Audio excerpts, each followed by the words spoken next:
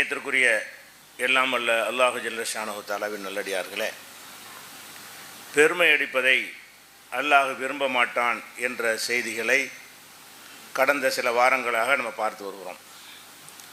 செல்வத்தை வைத்து பெருமை அடிப்பது, பதவியை வைத்து பெருமை அடிப்பது, அழகை வைத்து பெருமை அடிப்பது, குலத்தை வைத்து பெருமை அடிப்பது, இப்படி எல்லா வகையான பெருமைகளும் மார்க்கத்தில் தடுக்கப்பட்டு இருக்கிறது என்பதை நம்ம பார்த்தோம். அந்த வகையில் இன்னொரு வகையான பெருமை நம்ம அனைவரிடமே இருக்கக்கூடிய ஒரு பெருமை. அது என்ன பெருமை என்று சொன்னால், மனித குலத்தை அல்லாஹ் ஆண்கள் என்றும் பெண்கள் என்றும் இரு வகையாக படைத்திருக்கிறான். இந்த ஆண்கள் என்ற அந்த படைப்பை பெற்ற நாம் ஆண் என்ற காரணத்திற்காக பெண்கள் விஷயத்தில் எல்லை மீறி பெருமை அடிப்பதை நம்ம பார்க்கிறோம். இப்படி எல்லோரிடம் இந்த குறை இருக்கிறது, அனைவரிடமே இந்த குறை இருப்பதை பார்க்கிறோம். ஆண்மை என்பது அல்லாஹ் கொடுத்த ஒரு அருள், அதில் சந்தேகம் கிடையாது. குடும்பத்தை நிர்வகிக்கிற பொறுப்பை அல்லாஹ் வழங்கியிருக்கிறான், உடல் வலிமையை அல்லாஹ் கொடுத்திருக்கிறான், குடும்பத்தை பாதுகாக்கிற பொறுப்பையும் அல்லாஹ் தந்திருக்கிறான். இந்த தகுதிகளை நினைத்து நம்ம அல்லாஹ்வுக்கு நன்றி செலுத்தலாம், சந்தோஷப்பட்டு கொள்ளலாம். ஆனால் இன்னொரு படைப்பாக பாலினமாக இருக்கக்கூடிய பெண்கள் விஷயத்தில் நம்ம எப்படி பார்க்கிறோம் என்று சொன்னால், பெண் என்று சொன்னாலே இழிவானவள், அவள் மனித குலத்திலே சேர்க்க தகுதி இல்லாதவள் என்பதை போலத்தான் நம்முடைய அதிகமான நடவடிக்கைகள் இருக்கின்றன. பெற்ற தாயாக இருந்தால் கூட இவன் ஆண் என்ற காரணத்தினால் தாயை அடக்குகிறான். தாய் என்பவள் இவனை விட மேலானவள். மார்க்கத்தின் அடிப்படையில் நபிகள் நாயகம் ஸல்லல்லாஹு அலைஹி வஸல்லம் அவங்கள்ட்ட கேட்குறாங்க, ஐயுன் நாசி அஹக் பி ஹுஸ்னி சஹாபத்தி, அழகான முறையில் நான் தோழமை கொள்வது யாரிடத்தில் என்று கேட்கும் பொழுது, உம்முக்க, உன்னுடைய தாயாரிடம்தான் நீ அன்பாக உரிமையாக நடந்து கொள்ள வேண்டும், தோழமையாக இருக்கணும். அடுத்து யார் என்று கேட்கிறார் ஒரு சஹாபி. அப்போ உம்முக்க என்று சொல்கிறார்கள், உன் தாயார் தான். சரி, அடுத்து யார் என்று கேட்கிறார். அப்போ உன்னுடைய தாயார், அடுத்து இல்லைங்கிறாங்க. நாலாவதாக கேட்கும் பொழுதுதான் உன்னுடைய தந்தை என்று சொல்கிறார்கள். அப்போ ஒரு மனிதனுக்கு எல்லாவற்றையும் விட மேலானது யாருன்னு கேட்டால் தாய் தான். அவள் பெண்ணாக இருந்தாலும் நீங்கள் ஆணாக இருந்தாலும் தாய் என்ற நிலை வரக்கூடிய நேரத்தில் அவங்களுக்கு சரியான ஒரு அந்தஸ்து இருக்கிறது, மரியாதை இருக்கிறது. அவங்களை கேட்டு தான் நடக்க வேண்டும்ங்கிற அளவில் நம்ம என்ன செய்யணும், மரியாதை கொடுக்க வேண்டும். அவர்களை சி என்று சொல்லக்கூடாது. ஃபலா தக்குல்லஹுமா உஃபின், தாய் தந்தையரை உஃபு சி என்று சொல்லாது என்றெல்லாம் அல்லாஹ் நமக்கு அறிவுரை சொல்கிறான். ஆனால் நம்ம என்ன எப்படி நடக்கிறோம் என்று சொன்னால், ஒரு விஷயத்தில் வீட்டுக்குள்ளே பிரச்சனை நடக்கும் பொழுது தாய் ஒரு கருத்தை சொன்னால், இப்போ உங்களை பேசாமல் இரு, தாய் ஒரு கருத்தை சொல்லும் பொழுது தாய் சொல்கிறாரே என்று பார்க்காமல், அவள் பெண்ணாக இருக்கிற காரணத்தினால் அவங்க சொல்வது சரியாக இருக்காது, அவங்களோட யோசனை கேட்கக்கூடாது, அவங்கள்ட்ட கருத்து கலந்து உறவாடல் செய்யக்கூடாது என்ற மாதிரியான ஒரு நம்பிக்கை நம்மிடத்தில் இருக்கிறது. இது மார்க்கத்துக்கு உகந்ததா? பெருமை என்பதற்கு நபிகள் நாயகம் ஸல்லல்லாஹு அலைஹி வஸல்லம் என்ன அளவு கொடுத்தார்கள் என்று சொன்னால், பத்தருல் ஹக்கை வகம் துன்னாஸ், அதாவது சத்தியத்தை மறுக்கிறது, மக்களை இழிவாக நினைக்கிறதும். உங்களுடைய தகுதி இருக்கலாம், வசதி இருந்தால் சந்தோஷப்பட்டுக்கிறங்க, நல்ல அழகு இருந்தால் சந்தோஷப்பட்டுக்கிறங்க, உடல் ஆரோக்கியம் இருந்தால் சந்தோஷப்பட்டுக்கிறங்க, அல்லாஹ் நமக்கு இதை தந்திருக்கிறான் என்று மகிழ்ச்சி அடையுங்கள், நன்றி செலுத்துங்கள்.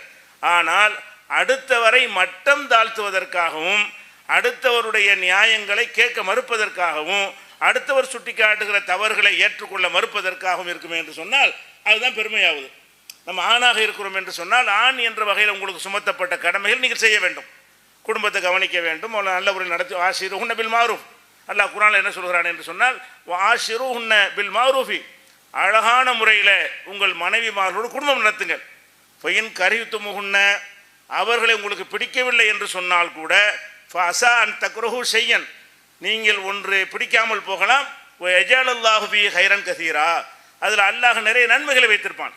நல்லபடியாக குடும்பம் நடத்துங்க. மனைவி மாற்ற சிலது பிடிக்காவிட்டால் கூட சில நன்மைகள் உங்களுக்கு தெரியாமல் இருக்கும் என்று அல்லாஹ் ரப்புல் ஆலமீன் திருமறை குர்ஆனில் 4வது அத்தியாயத்தில் 19வது வசனத்தில் சொல்கிறான். அப்போ பெண்கள் என்று சொன்னால் மனைவியாக இருந்தாலும் சரி, சகோதரியாக இருந்தாலும் சரி, அவங்களுக்கு உரிய மரியாதை கொடுக்க வேண்டும், அவங்களை கண்ணியப்படுத்த வேண்டும். அவங்களுடைய மனம் நோகிற விதமாக பெண் என்கிற காரணத்தினால் அவங்க செய்கிற தவறுக்காக கண்டிக்கிறது தனி விஷயம். பெண்ணாக இருக்கிற காரணத்தில் அன்னைக்கு குடும்பங்களை நீங்கள் பார்க்கலாம், சபையில் உட்கார்ந்து பேசுவார்கள். ஆம்பளையெல்லாம் உட்கார்ந்துருக்கிற சபையில் குடும்பத்தார் தான் இருப்பாங்க, அதில் பெண்கள் உட்கார விட மாட்டாங்க. நீ பேசாமல் நில்லு. அப்போ பெண்களும் அந்த குடும்பத்தில் உறுப்பினர் தானே, குடும்ப விஷயங்கள் தானே பேச போகிறீங்க. அந்த குடும்ப விஷயங்களை பேசும் பொழுது பெண்களை ஆண்களைப் போல சமமாக அமர வைப்பதை கூட ஒரு கேவலமாக நினைக்கக்கூடிய மனோநிலை நம்மிடத்தில் இருக்கிறது. அல்லது அமர்வதாக இருந்தால் ஆண்கள் மாத்திரம் சேரில் அமர்வார்கள், பெண்களை கீழே உட்கார வைப்பார்கள். நீங்கள் கீழே உட்காந்து பேசணும், அவங்க அப்படி நினைத்துக் கொள்கிறார்கள். எல்லாரும் உட்கார்ந்து பேசக்கூடிய ஒரு சபையில் அவர்கள் பெண் என்கிற வகையில் எந்த வகையில் நீங்கள் மேலானவர்கள் அதை காட்டுங்கள், அதில் மார்க்க தப்பு இல்லை. ஆனால் ஒரு கருத்தை கேட்கும் பொழுது கூட பெண்ணிடத்தில் ஆலோசனை கேட்கக்கூடாது. நீ எப்படி என்னை தவறை சுட்டி காட்டுகிறாய் என்றெல்லாம் சொல்கிறார்கள். நம்மளோட ஒரு தவறு இருக்கும், நம்முடைய மனைவியோ தாயோ சகோதரியோ அதை சுட்டி காட்டினால் பொம்பளைக்கு என்ன தெரியும், நீ எப்படி இதை சுட்டி காட்டுகிறாய் என்று நான் என்ற காரணத்தினால் நம்ம தவற கூட என்னால் சுட்டி காட்டக்கூடாது. இப்படியான ஒரு மனநிலையில் நம்ம இருக்கிறோம். ஆனால் நபிகள் நாயகம் ஸல்லல்லாஹு அலைஹி வஸல்லம் அவர்கள் இந்த மாதிரி வழிகாட்டினாங்களா? இல்லை. அது ஒரு ஹுதைபியா உடன்படிக்கை சம்பவம் உங்களுக்கு தெரியும். நபிகள் நாயகம் ஸல்லல்லாஹு அலைஹி வஸல்லம் அவர்கள் உம்ராவுக்காக போகிறார்கள். போகும் பொழுது எதிரிகள் வந்து தடுக்கிறாங்க. என்ன கவர்மெண்ட் அவங்கள்ட்ட இருக்கிறது, விரட்டி விட்டாங்க, அவங்க ஆட்சி அதிகாரம் அவங்க கையில் வச்சுக்கிட்டு இருக்கிறாங்க. அப்போ உம்ராவுக்கு போகக்கூடிய நேரத்தில் மக்காவில் இருந்த காஃபிர்கள் என்ன செய்கிறாங்கன்னா வந்து மறிக்கிறாங்க, உள்ள அனுமதிக்க முடியாது. சொந்த அந்த ஊர்க்காரங்க தான் நபிகள் நாயகம், வெளியூர்காரங்க கூட இல்லை. எல்லா வெளியூர்காரர்களும் வந்து தவாப் செய்யக்கூடிய இடம் தான் காபா என்பது, அதை அனுமதித்தார்கள். ஆனால் நபிகள் நாயகம் ஸல்லல்லாஹு அலைஹி வஸல்லம் அவர்களை மாத்திரம் வந்து தடுக்கிறாங்க. அப்போ பேச்சுவார்த்தைகள் நடக்கிறது. அப்போ அவங்க என்ன சொல்கிறாங்கன்னு கேட்டால், ஒரு அக்ரிமெண்ட் போட்டுக்கொள்வோம், நீங்கள் காபாவை தவாப் செய்ய வந்திருக்கிறீர்கள், இந்த வருஷம் திரும்பி போயிருங்க, அடுத்த வருஷம் நாங்களே அனுமதிக்கிறோம் என்று சொல்லி அவங்க சொல்ல கேட்கணும். எங்கள் கையில் அந்த ஆதிக்கம் இருக்குன்னு காட்டுவதற்காக வேண்டி இப்படி ஒரு கண்டிஷனை போடுகிறார்கள். அப்போ என்னென்ன விஷயங்கள்லாம் இப்போ பேசிக்கொள்ளணும்னு சில ஒப்பந்தம் செய்கிறார்கள். அந்த ஒப்பந்தங்களை பார்க்கும் பொழுது எல்லாமே நமக்கு பாதகமான ஒப்பந்தமாக தெரியும். மேலோட்டமாக பார்த்தா என்ன இப்போ பாதகமான ஒப்பந்தம் என்று சொன்னால், இப்போ திரும்பி போகணுங்கிறாங்கல்ல, அதில் நமக்கு பாதிப்பு தான். மெனக்கெட்டு வந்துட்டோம், எல்லாரையும் அனுமதிக்கிறாங்க. காபாவுக்கு எந்தெந்த நாட்டிலிருந்து வந்தாலும் அது வரலாம்னு அனுமதிக்கிறார்கள். முஸ்லீம்கள் மாத்திரம் வரக்கூடாது என்று தடுக்கிறார்கள். அப்போ இதுக்கு நபிகள் நாயகம் ஸல்லல்லாஹு அலைஹி வஸல்லம் உடன்பட்டார்கள் என்று சொன்னால் அது ஒரு பின்னடைவு தான். இது சஹாபாக்கெல்லாம் நம்ம கோபமாக இருக்கிறது, நமக்கு இவ்வளோ பெரிய ஒரு இழிவு ஏற்பட்டு விட்டது என்று. அடுத்து என்ன செய்கிறார்கள் என்று கேட்டால், எங்களில் சேர்ந்த யாராவது உங்கள்கிட்ட வந்து விட்டால் எங்கள்கிட்ட திருப்பி ஒப்படைச்சிடணும். மக்காவிலிருந்து யாராவது உங்கள் மார்க்கத்தை ஏற்று மதீனாவுக்கு வந்து விட்டால் அவரை எங்கள்கிட்ட ஒப்படைத்து விட வேண்டும். உங்களில் உள்ள ஆளை யாராவது இங்கே வந்துட்டாங்கன்னு சொன்னால் நாங்கள் ஒப்படைக்க மாட்டோம். அதுக்கும் சரிங்கிறாங்க ரசூல் ஸல்லல்லாஹு அலைஹி வஸல்லம் அவர்கள். அந்த உடன்படிக்கை சரிங்கிறாங்க. அப்போ உமருக்கெல்லாம் பெரிய ஆச்சரியம், அல்லாஹ்வுடைய தூதரே, நம்ம சரியான மார்க்கத்தில் இருக்கிறோமா, அவங்க தவறான மார்க்கத்தில் இருக்கிறாங்களா? அப்போ எதுக்காக நாம் இறங்கி போகணும், நாம் எதுக்கு ரொம்ப பணிஞ்சு போகணும், நம்மளும் கூட்டத்தோடு தானே இருக்கிறோம், நம்ம உள்ளே போய் அந்த தவாப் செஞ்சுருவோமேன்னு கேட்குறாங்க. அந்த அளவுக்கு சஹாபாக்களுக்கெல்லாம் கடுமையான ஒரு அதிருப்தியாக இருந்த உடன்படிக்கையை நபிகள் நாயகம் ஸல்லல்லாஹு அலைஹி வஸல்லம் அவர்கள் எல்லாத்தையும் ஏற்றுக்கொள்கிறார்கள். இந்த நல்லிணக்கம் ஏற்படுவதற்காக என்ன விலை கேட்டாலும் நான் கொடுப்பேன் என்று ரசூல் ஸல்லல்லாஹு அலைஹி வஸல்லம் சொல்லி அந்த உடன்படிக்கை ஹுதைபியாங்கிற பேரை போடும்போது கூட முகமது ரசூல்லான்னு போடுறாங்க. போடக்கூடாது. நீ ரசூல்லான்னு ஏற்றுக்கிட்டா உனக்கு எங்களுக்கு என்ன பஞ்சாயத்து, அப்துல்லாவுடைய மகன் முகமதுன்னு போடு, உங்களுக்கு தான் ரசூல்லா, எங்களுக்கு ஒரு முகமது அப்துல்லாவுடைய மகன் என்று அந்த பேரை குறிப்பிடும்போது கூட அப்ஜெக்ஷன் பண்ணுகிறார்கள். பிஸ்மில்லாஹிர் ரஹ்மானிர் ரஹீம் போடும்போது மறுக்கிறாங்க, எப்படி போடக்கூடாது, இது எங்களுக்கு பழக்கம் இல்லாத சொல்லு, பிஸ்மிக் அல்லாஹும உன் இறைவா உன் பெயர் ரெண்டு ஒன்று தான். அந்த பிஸ்மில்லாஹிர் ரஹ்மானிர் ரஹீம்ன்ற வார்த்தையை யூஸ் பண்ணுறது நம்ம இஸ்லாம் வந்த பிறகு உள்ள வழக்கம், அதை போடக்கூடாதுங்கிறாங்க. சரி, அதையும் போட்டுக்க. இந்த மாதிரி அவர் கேட்பதற்கெல்லாம் இணங்கி அந்த சமாதான உடன்படிக்கை செய்த பிறகு ரசூலுல்லாஹ் என்ன செய்கிறாங்க, கேன்சல் பண்ணிடுறாங்க. உம்ராவை கேன்சல் பண்ணிவிட்டு ஆடு மாடு ஓட்டிகிட்டு வந்திருப்பாங்கள்ல பலிப்பிராணிகள், அதையெல்லாம் நீங்கள் எல்லாம் குர்பானி கொடுத்து திரும்புங்க, முட்டை அடிச்சுட்டு நீங்கள் திரும்பலாம் அப்படின்னு சொல்லி ரசூலுல்லாஹ் உத்தரவு போடுறாங்க. ஒருத்தரும் கேட்கல. ஏன்னா அந்த திருப்தியில் அவங்களுக்கு ரசூலுல்லாஹ்வுடைய இந்த முடிவில் வந்து இன்னும் இப்படி ஒரு கோழைத்தனமான ஒரு முடிவு எடுத்துட்டாங்க, நமக்கு பெரிய பின்னடைவாக கேவலமாக இருக்கிறது, நம்மள்கிட்ட வலிமையும் இருக்கிறது, நியாயமும் இருக்கிறது, எல்லாருக்கும் உள்ள நியாயத்தை நமக்கு மறுக்கிறான், நம்ம எப்படி போகிறது, உம்ரா செஞ்சுட்டு தான் போகணும்னு நிற்கிறாங்க. உம்ராவுக்கு தடுக்கப்பட்டால் என்ன செய்யணும், அந்த பலிப்பிராணி அங்கேயே பலி கொடுத்து விட்டு தலையை மலித்து விட்டு திரும்பி போயிட வேண்டியதுதான். இது தடுக்கப்பட்டவர்களுக்குள்ள சட்டம். இதை கேட்க மறுக்கிறார்கள். ரசூல் ஸல்லல்லாஹு அலைஹி வஸல்லம் 3 தடவை சொல்கிறாங்க. ரசூல் ஸல்லல்லாஹு அலைஹி வஸல்லம் வரலாற்றில் அவங்க ஒன்று சொல்லி சஹாபாக்கள் கேட்காம போனதுண்டா இதுதான். 3 தடவை சொல்கிறாங்க, சஹாபாக்கள் யாரும் கேட்கல, கட்டுப்பட மாட்டேங்கிறாங்க. உடனே கவலையாக ரசூல் ஸல்லல்லாஹு அலைஹி வஸல்லம் வந்து கூடாரத்துக்கு போகிறாங்க. அவங்க மனைவி உம்மு சலமா இருக்கிறாங்க. உம்மு சலமா கேட்குறாங்க, என்ன பிரச்சனை, கேட்க மாட்டேங்கிறாங்க. நம்ம இந்த உம்ரா செய்யாமல் பலிப்பிராணி கொடுத்துட்டு ஊருக்கு போனால் தானே உங்கள் நோக்கம். ஆமாம், நீ என்ன செய்யுங்கன்னு கேட்டால் இன்னும் உத்தரவுலாம் போடாதீங்க. உம்மு சலமா ஆலோசனை சொல்கிறாங்க, மனைவி தான். நீ என்ன எனக்கு சொல்கிறேன், அல்லாஹ்வுடைய ரசூல் எனக்கு தெரியாதா, நீ எனக்கு புத்தி சொல்கிறதா, எனக்கு ஆலோசனை சொல்கிறதான்னு கேட்கல. உம்மு சலமா என்ன சொல்கிறாங்கன்னு கேட்டால் அவங்க வந்து சைக்காலஜிக்கலாக அணுகிறாங்க. இதை ரசூலுல்லாஹ் சொன்னால் ஏன் மறுக்கிறாங்கன்னா அவமரியாதை செய்கிறதுக்கு மறுக்கலை. இப்படி பிடிவாதம் பிடிச்சோம்னு சொன்னால் அந்த ஒப்பந்தத்தில் கொஞ்சம் இறங்கி வருவாங்க, ரசூலுல்லாஹ் கொஞ்சம் விட்டு கொடுக்காமல் இருப்பாங்க, அதை கொஞ்சம் டிமாண்டை பண்ணி பார்ப்போம்னு சொல்லி ஒரு மிரட்டல் தான், அது அன்பான மிரட்டல். இப்படி நம்ம செஞ்சால் ரசூல் ஸல்லல்லாஹு அலைஹி வஸல்லம் அவர்கள் இந்த ஒப்பந்தத்தை கொஞ்சம் சேஞ்ச் பண்ணுவார்கள் என்று நினைத்து தான் மறுக்கிறாங்க.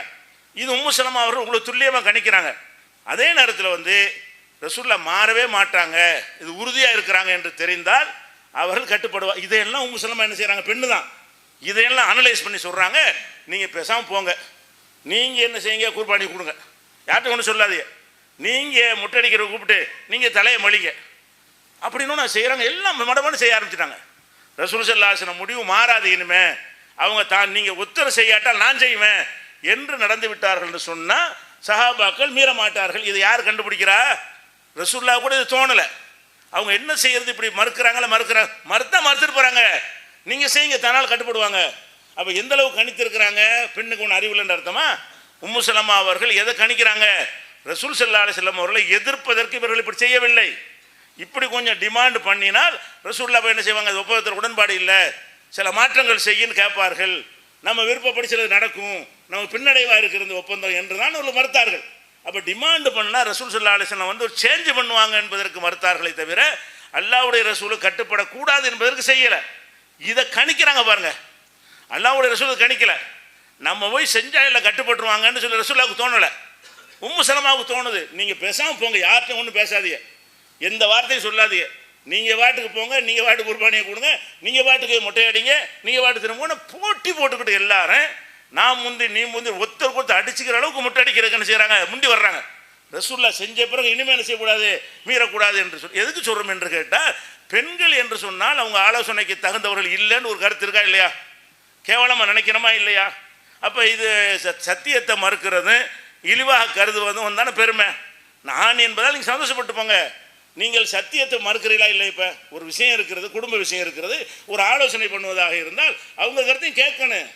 அவங்கள்ட்ட சில நல்ல கருத்துக்கள் வரும், தவறான கருத்துக்கள் வந்துச்சுன்னா புரிய வச்சது ஏற்றுக்கிற முடியாதுன்னு சொல்லணுமே தவிர அவங்கள கருத்து கேட்பதில்லை, சமமாக கருதுவதில்லை, அவங்கள சமமாக அமர விடுவதில்லை, குடும்ப விஷயத்தை பேசுகிற சபையில் கூட அவர்களை சேர்த்துக் கொள்வதில்லை என்றெல்லாம் பல குடும்பங்கள் நடக்கிறது. இதை உம்மு சலமாவுடைய அந்த சம்பவத்திலிருந்து நம்ம என்ன செய்கிறோம், அறிந்து கொள்கிறோம். இது புகாரியில் விரிவான பெரிய சம்பவம். இதை விரிவாக நீங்கள் அறிந்து கொள்ள விரும்பினீர்கள் என்று சொன்னால் புகாரியில் 2731வது ஹதீஸை முழுமையாக படியுங்கள். அதில் இந்த உதைபியா உடன்படிக்கை சம்பவம் இது எல்லாமே உம்மு சலமாவுடைய ஆலோசனை எல்லாமே வரும். அப்போ இதில் என்ன விளங்கி கொள்ள வேண்டிய விஷயம் இருக்குன்னு கேட்டால், பெண்களை பொறுத்த வரைக்கும் நான் ஆம்பளை என்ற காரணத்தினால் உன்னை அடக்கி ஆளுவேன் அப்படி இருக்கக்கூடாது. ஆனால் ஆணுக்குள்ள அதிகாரத்தை எல்லாம் கொடுத்துருக்கான். குடும்ப நிர்வாகம் நீங்கள் தான் செய்யணும், செலவு நீங்கள் தான் பண்ணணும், உங்கள் சொல்லுக்கு அவங்க கட்டுப்படணும், மார்க்கத்துக்கு விரோதம் இல்லாத விஷயங்களில் கட்டுப்படணும், இதெல்லாம் இருக்கிறது. இது சந்தோஷப்பட்டுக்கிற விஷயம். அதனால அவங்கள எல்லா வகையிலையும் புழுப்பூச்சிகளைப் போல மனிதனத்தில் இல்லாதவர்களைப் போல கேவலம் நடத்த முடியுமா? அவர்களையும் சக தோழியாக என்ன செய்யணும், நடத்த வேண்டும். நபிகள் நாயகம் ஸல்லல்லாஹு அலைஹி வஸல்லம் அவர்கள் பெண் என்ற காரணத்திற்காக இழிவாக நடந்தாலும் நடக்கவே இல்லை. வீட்டுக்கு வந்தார்னு சொன்னால் அவர் செருப்பு அவர் கழட்ட மாட்டார். பல குடும்பங்களில் மனைவி ஷூவை கழட்டி விடணும், மனைவி கோட்டை கழட்டணும்.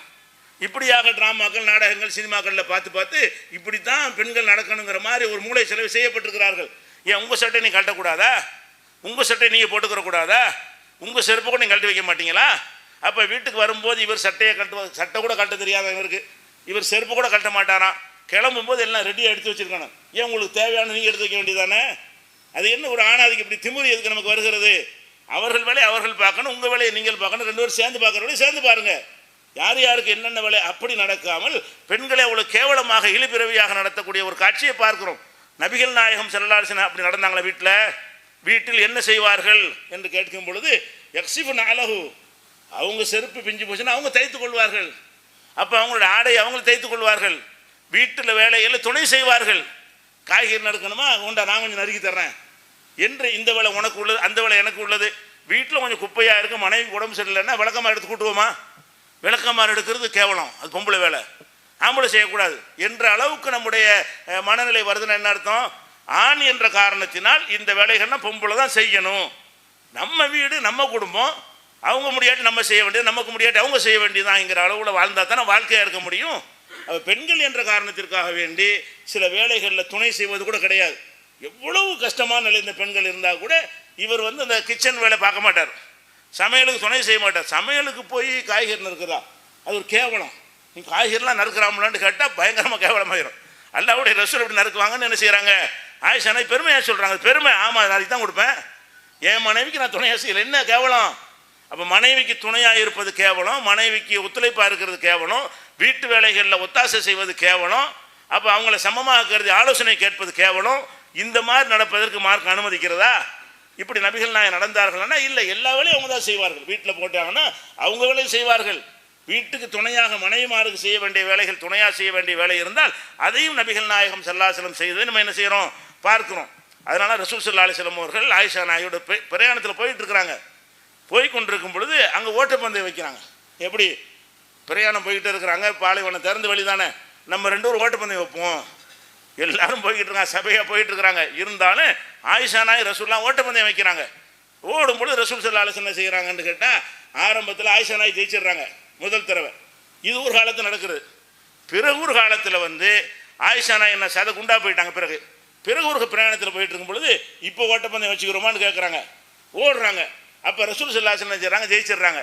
ஜெயிச்சுட்டு சொல்கிறாங்க, அதுக்கு இது சரியாக போச்சு, நீ ஒரு தடவை ஜெயிச்சில, இப்போ நான் உன்னை ஜெயிச்சிட்டேன்ல, கணக்கு சரியாயிடுச்சுங்கிறாங்க. இது எதுக்கு சொல்கிறோம்னு கேட்டால், இப்படி மனைவி விட்டு நடந்திருக்காங்களா இல்லையா, சபையில் வச்சு. இது வீட்டுக்குள்ளே இல்லை, ஆனால் வீட்டுக்குள்ளே கண்ணியமாக நடத்தக்கூடியவர்கள் கூட சபையில் வைத்து பெண்களை கண்ணியமாக நடத்த மாட்டார்கள். என்ன செய்வாங்க, அந்த இழிவா கூப்பிடாடே வாடி, 4 பேர் தெரியணுமா, இவர் ஆம்பளையாம், அது காட்டுறாராம், வீட்டில் எனக்கு தான் பவர் கூட அப்படின்னு காட்டுவதற்காக வேண்டி வெளி உலகத்தில் வந்தால் மனைவியரை பொது இடத்தில் வைத்து திட்டுகிறார்கள், பொது இடத்தில் வைத்து கேவலமாக பேசுகிறார்கள். அவங்க சுமாராக சாதாரணம் நடந்து வந்தால் நடந்து வருவதை கூட செய்வாங்க, திட்டி கூப்பிடுவார்கள். என்னடி இவ்வளோ மந்தமாக வர்ற, ஆமாம் மாதிரி வர்ற அப்படிங்கிற மாதிரிலாம் சொல்லும்போது பார்க்குறவங்களுக்கு என்ன நினைக்குவாங்க, ஒன்றும் ஆம்பளை இவர் நினைப்பாங்களாம். இவன் நம்ம நினைக்கக்கூடாது, நம்ம இவன் கெட்டவன் நினைக்கணும், இவன் நினைக்கிறான் அப்படி, நம்மளை ஆம்பளை நினைப்பாங்க. இது ஆம்பளைக்கு அடையாளமா? ஆம்பளைன்னா பெண்கள் மீது கருணையா, இரக்கமா, அன்பா, நல்லபடியாக நடக்கணும், அதான் ஆம்பளை. ஆம்பளையாக இருக்கிற காரணத்தினால் எனக்கு உயர்வு இருக்குன்னு காட்டுவதற்காக பெண்களை சபையில் வச்சு இழிவுபடுத்தணும்னு சொல்லலாமா? நபிகள் நாயகம் ஸல்லல்லாஹு அலைஹி வஸல்லம் கேட்குறாங்க, அல்லாஹ்வுடைய தூதரே, பெண்களுக்கு நாங்கள் செய்ய வேண்டிய கடமை என்ன? அப்போ சொல்கிறாங்க ரசூல் ஸல்லல்லாஹு அலைஹி வஸல்லம், அன் துத்இமஹா இதா தஇம்த, நீ உண்ணும் போது அவளுக்கு உண்ண கொடுக்கணும். இப்படி கொடுத்துருக்கோமா? நம்ம எல்லாம் சாப்பிட்டு மிச்சம் வச்சு பெண்கள் சாப்பிடணும். கணவன் மனைவி சேர்ந்து சாப்பிட்றோமா? நீங்கள் உண்பதைத்தான் அவர்கள் உண்ண கொடுக்கணும்னு இருக்கிறத அப்படி தான் குடும்பங்களை நடத்துறீங்களா? அப்போ பெண்கள் வந்து அவங்க எல்லாமே மிச்சமாக இருந்தால் சாப்பிட்றது எல்லாத்தையும் உயர்வானதில் எடுத்து சாப்பிட்டுருவோம், எலும்பு தான் அதில் கிடக்கும், அதுதான் பெண்கள் சாப்பிட வேண்டி இருக்கும். அவங்கள சந்தோஷமாக ஏற்றுக்கொள்கிறாங்க என்ற காரணத்திற்காக வேண்டி அப்படி செய்யலாமா? முதல்ல நீங்கள் உண்ணும் பொழுது அவளுக்கு உண்ண கொடுங்கள். ஒரு தக்சுவகா இதத்தை சைத்த, நீங்கள் ஒரு ஆடை அணிந்தீர்களே ஆனால் அவங்களுக்கு ஒரு ஆடை எடுத்து கொடுங்க. நீங்கள் ஒரு புது ட்ரெஸ் எடுக்கிறீங்களா, நான் எனக்கு எடுத்துகிட்டு இந்த உனக்கு இந்த இருக்குன்னு எடுத்து கொடுக்கணும், இப்படி சொல்கிறாங்க. அதே மாதிரி உலா தஹஜுர் இல்லா ஃபில் பைத், கண்டிக்கிறதா இருந்தால் வீட்டுக்குள்ளே தவிர வெளியிடத்தில் கண்டிக்கக்கூடாது. சில தப்புகள் நடந்தால் கூட வீட்டுக்குள்ளே கண்டித்தால் அது தனி விஷயம். வெளியே நடந்தால் சுயமரியாதை, அவங்களுக்குன்னு மானம் இருக்கிறது, அவங்களும் ரோஷம் இருக்கிறது, அவங்களுடைய சுயமரியாதை செய்ய பாதிக்கப்படும் என்றெல்லாம் நபிகள் நாயகம் ஸல்லல்லாஹு அலைஹி வஸல்லம் அவர்கள் பெண்கள் விஷயம் நடக்கிறதை வழிகாட்டி இருக்கிறார்கள். ஆனால் நம்மள்கிட்ட இருக்குதா? நம்மில் அதிகமான பேர்கிட்ட என்ன இருக்குன்னு கேட்டால், பெண்களை வந்து ஒரு ஒரு போக பொருளாக நினைக்கிறான்னு குற்றம் சாட்டுறாங்கல்ல, அதுக்கு ஏற்றவாறு தான் நம்ம நடந்து கொண்டிருக்கிறோம். அவர்களையும் சக மனுஷியாக பார்க்க வேண்டும். அவர்களுக்கு எல்லா விதமான உணர்வு இருக்கிறது, அவர்களை பலவீனமாக எல்லாம் படைச்சிருக்கிறான். அதையும் சொல்கிறாங்க ரசூல் ஸல்லல்லாஹு அலைஹி வஸல்லம் சொல்கிறாங்க, பெண்கள் வந்து இஸ்தவ்சு பின்னிசா, பெண்கள் விஷயத்தில் நல்லபடியாக நடங்கள். இது எப்போ சொல்கிறாங்க? அடிக்கடி சொல்லுவாங்க. இது கடைசி ஹஜ்ஜிலையும் சொல்கிறார்கள். இறுதி ஹஜ்ஜில் இறுதி வசியத்தாக கடைசி உரை என்று சொல்கிறோம்ல, அந்த உரையிலையும் சொல்கிறார்கள், இஸ்தவ்சு பின்னிசாய் ஹைரா, பெண்கள் விஷயத்தில் அழகான முறையில் நீங்கள் நடங்கள், ஆணவம் முடிச்சு தெரியாதீங்கன்னு அர்த்தம். ஏன் என்று கேட்டால், அவங்களுடைய மூலம் இருக்குல்ல, ஆதம் அலைஹிஸ்ஸலாம் அவர்கள் மண்ணால் படைக்கப்பட்டாங்க, இது நம்ம மத நம்பிக்கை பிரகாரம் உள்ளது. அவங்களுடைய ஜோடி எங்கேருந்து படைச்சான்ல, ஆதமுடைய ஒரு விழா எலும்பிலிருந்து அவரை படைத்ததாக நம்ம நம்புகிறோம். மார்க்கத்தில் உள்ள நம்பிக்கை அது. அல்லாஹ் எதுலேருந்து எதை படைப்பான், எதுக்கு அதை படைக்கிறான்னு கேட்டால், ஒன்றுக்குள் ஒன்று, அதுக்கு ஒரு மண் எடுத்து படைச்சிருக்கலாம்ல. ஆதம் அலைஹிஸ்ஸலாத்து ஒரு மண் எடுத்து படைச்ச மாதிரி ஹவ்வாவுக்கு ஒரு மண் எடுத்து படைக்கிற பெரிய மேட்ரா? அதெல்லாம் செஞ்சுருக்கலாம். அல்ல அப்படி செய்யாமல் என்ன செய்கிறான்னு கேட்டால், ஆண்களை படைத்து விட்டு ஆணில் ஒரு பகுதியாக பெண் இருக்கணும், அவங்க 2.5 கலக்கணும். அதனால சம்மந்தம் இல்லாமல் 2 பேர் சேர்ந்து அவ்வளோ சந்தோஷமாக இருக்கிறார்கள். அந்த மாதிரி ஏற்படுவதற்காக வேண்டி வஹலக மின்ஹா ஜௌஜஹா, அவரிலிருந்து ஜோடியை படைத்தான் அல்லாஹ். ஆதமை படைத்தான், மின் நஃப்ஸின் வாஹிதா, ஒரு ஆன்மாவிலிருந்து உங்களை படைத்தான். வஹலக மின்ஹா, அந்த ஒரு ஆன்மாவிலிருந்து ஆதமிலிருந்து தான் ஜௌஜஹா, ஜோடியை படைத்தான்னு சொல்கிறான். அதை ரசூலுல்லாஹ் சொல்லி காட்டுறாங்க. பெண்கள் விழா எலும்பிலிருந்து படைக்கப்பட்ட காரணத்தினால் கொஞ்சம் கோணலாக தான் இருப்பார்கள். நீங்கள் நினைக்கிற மாதிரி பர்ஃபெக்டாக சீராக இருக்க மாட்டார்கள். அப்படி இருக்கு நீங்கள் என்ன செய்யணும்னு கேட்டால், அப்படி இருக்கட்டும்னு ஏற்றுக்கிறங்க. அதை சரி பண்ண போனீர்கள் சொன்னால் கசரத்தை உடைச்சிருவீங்க. அவங்களுடைய சுபாவம் எப்படி இருக்குமெண்டா அந்த மாதிரி தான் அவங்க இருப்பாங்க. நான் சரி பண்ண போகிறேன்னு சொன்னால் அதை உடைத்து விடுவீர்கள், உங்கள் இல்லறம் சந்தோஷமாக இருக்காது. அது வளைவு அப்படித்தான் இருப்பாங்க. அவங்க அப்படித்தான் இருப்பாங்கன்னு நினைத்து கொண்டு என்ன செய்யுங்க, அவங்கள்ட்ட கிடைக்கக்கூடிய சந்தோஷங்களை பெற்றுக்கொள்ளுங்கள், அவங்கள்ட்ட உள்ள ப்ளஸ் பாயிண்ட்களை எடுத்துக்கொள்ளுங்கள். இந்த மைனஸ் என்ன செய்யணும், இருப்பாங்க, இப்படி தான் படைக்கப்பட்டிருக்கிறாங்க. அப்படி என்று சொல்லி குழந்தைகள் உங்களை திட்டினா என்ன செய்வீங்க? நீங்கள் பெற்ற குழந்தை உங்களை போடான்னு கூப்பிடும். சின்ன குழந்தை போடான்னு கூப்பிட்டு அடிப்பீங்களா? அது குழந்தை அப்படி தான் இருக்கும். அந்த குழந்தை அப்படித்தான் இருக்கும் என்று வழங்கி கொண்டோம் என்று சொன்னால் நம்ம கோவம் வர மாட்டேங்குது. அப்போ குழந்தைகள் பேசுவதை எப்படி எடுத்துக்கொள்கிறீர்களோ அந்த மாதிரியான ஒரு தன்மையில் சில விஷயங்கள் நடந்தால் அப்படி சகித்து கொள்ள வேண்டும் என்று சொல்லிட்டு, அது கோணலாக இருக்கும்போது நீ அப்படி விட்டு விட்டாய் என்று சொன்னால் அதில் உள்ள இன்பங்களை சந்தோஷங்களை அடைந்து கொள்வாய். அதனால ஃபஸ்தௌசு பின்னிசாய் ஹைரா, இது புகாரில் 3331வது ஹதீஸில் இருக்கிறது. பெண்கள் விஷயத்தில் அழகாக நடந்து கொள்வதற்கு காரணம் என்னென்னு கேட்டால், அவங்களுடைய தன்மை அப்படி எல்லாம் படைச்சிருக்கான். அவங்க பலவீனமாக இருக்கிற காரணத்தினால அவங்க சில காரியங்களை சாதிக்கிற அழுது தான் சாதிப்பாங்க. உங்கள்ட்ட அடித்து சாதிக்க முடியாது. சில விஷயத்துக்கு என்ன செய்வாங்க, அவங்களுடைய உடல் அமைப்புக்கு அவங்களுடைய பலவீனத்துக்கு எப்படி சாதிக்க முடியுமோ அந்த வழியை கையாளுவார்கள். அதை புரிந்து கொண்டு பெண்கள் விஷயத்தில் கண்ணியமாகவும் என்ன செய்யணும், நல்ல முறையில் நடந்து கொள்ள வேண்டும் என்று எல்லாம் என்ன செய்கிறான், வழிகாட்டுகிறான். அதுபோக பெண்களை அடிக்கிறது, இது ஒரு பழக்கம் நம்மள்கிட்ட இருக்கிறது. எதனால் அடிக்கிறோம்? நம்ம வலிமை உள்ளவன் என்பதற்காக அடிக்கிறோம். பெண்களை அடிக்கிறதுக்கு மார்க்கத்தில் அனுமதி இருக்குதா? இல்லை. நபிகள் நாயகம் ஸல்லல்லாஹு அலைஹி வஸல்லம் அவர்கள் மா லரப ரசூலுல்லாஹி ஷையன், ரசூல் ஸல்லல்லாஹு அலைஹி வஸல்லம் அவர்கள் எதனையும் அடித்ததில்லை. ஆட்டையோ மாட்டையோ கழுதையோ குதிரையோ நாயோ பண்ணியோ எதையும் அடித்ததில்லை. எதிகி தன்னுடைய கையால் அடித்ததில்லை. ஒலா இம்ராத்தன், எந்த ஒரு பெண்ணையும் அடித்ததில்லை. ஒலா ஹாதிமன், எந்த ஒரு ஊழியரையும் அடித்ததில்லை. கை நீட்டு அடித்தல் என்பது ரசூல் ஸல்லல்லாஹு அலைஹி வஸல்லம் ஒரே ஒரு ஆளை அடித்தாங்க அரைஞ்சாங்கன்னு காட்ட முடியுமானா முடியாது. மனைவி அடித்தார்கள்னா அடிக்கல, அவங்களும் பல மாதிரி நடந்திருக்கிறார்கள். மனைவி கோவரமாக நடந்திருக்கிறார்கள். மனைவி அடித்ததே கிடையாது. அவங்க அடித்தது என்று வந்ததெல்லாம் யுத்த காலத்தில் மாத்திரம்தான். போர்க்களத்தில் எதிரி அடிக்க தானே செய்யணும். போர்க்களம் என்று சொன்னாலே எதிரியை தாக்கணும் வெட்டணும், அதுக்கு தான் போர்க்களம். யுத்த காலத்தில் தவிர வேறு எந்த ஒரு இடத்துலையும் யாரையும் அடிக்கவோ தாக்கவோ அந்த மாதிரி செஞ்சதே இல்லை. இதை பெண்கள் அடிக்கிறோமா இல்லையா? நம்மள பல பேர் என்ன செய்கிறாங்க, ஏதாவது பெண் ஒரு நீங்கள் ஒரு தப்பு சொன்னீங்கன்னா அவளுக்கு அடிக்க முடியாது. அவள் சொன்னால் உங்களுக்கு அடிக்க முடியும். அவள் திமிரை தானே காட்டுறீங்க. அவள் உங்கள்கிட்ட ஒரு தவறை சொன்னார்களே, ஆனால் நீங்கள் சொல்லுவது பிடிக்கவில்லை என்று சொன்னால் அவளுடைய உணர்வை காட்டத்தான் செய்வாள். காட்டினா நீங்கள் அதே மாதிரி வாயினால் என்ன செய்யுங்க, அதுக்கு ஆன்சர் பண்ணுங்கள். கை நீட்டி அடிக்கிறது என்ன முறை, அதை செய்யக்கூடிய ஆண்களை பார்க்கணும். இதெல்லாம் பெருமை. இதெல்லாம் ஆம்பளைங்கிற ஒரு கிஃப்ட் நான் கொடுத்துருக்கேன்னு சொன்னால் அடக்கி ஆளுவதற்கு பயன்படுத்துவியா? பொம்பளையில் கேவலப்படுத்துறதுக்கு பயன்படுத்துவா? நான் நிச்சயமாக கேட்பான். அதே மாதிரி ரசூல் ஸல்லல்லாஹு அலைஹி வஸல்லம் இன்னொன்று சொல்கிறாங்க,